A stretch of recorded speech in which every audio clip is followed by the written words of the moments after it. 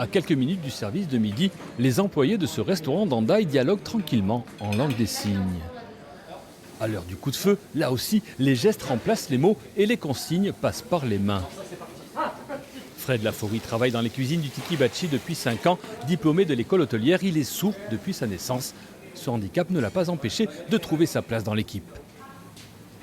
Au début, on écrivait sur le tableau, on mettait des mots, on essayait de prendre les mêmes mots, on les collait, on essayait de communiquer comme ça. On écrivait, on posait. Et puis au fur et à mesure, on s'est rendu compte que c'était plus compliqué, on a commencé à signer, on a enlevé le tableau. Apprendre la langue des signes, je connais peu d'entreprises qui le font. Car cette inclusion réussie vient de la volonté de Bichente Toyos, patron du Tiki Bachi. Il a décidé d'apprendre la langue des signes.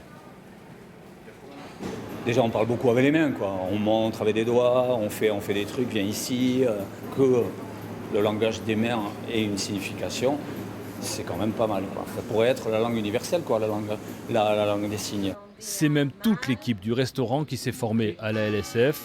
2 fois par mois, ils pratiquent la langue des signes, devenue le ciment de cohésion entre les salariés. Au début, moi, la première, je pensais que ça allait me freiner. Le fait d'aller courir derrière lui taper, lui dire un gâteau, je me suis dit, bon, je vais perdre du temps plutôt que de crier. Et en fait, au final, à travers les vitres et tout, on arrive à communiquer au loin. Au final, c'est vrai que fait, c'est un gain de temps. On pense que c'est une perte de temps, mais pas du tout. Le Tiki Bachi a été récompensé par la CCI de Bayonne, un maquila de l'économie pour saluer cette inclusion réussie et exemplaire.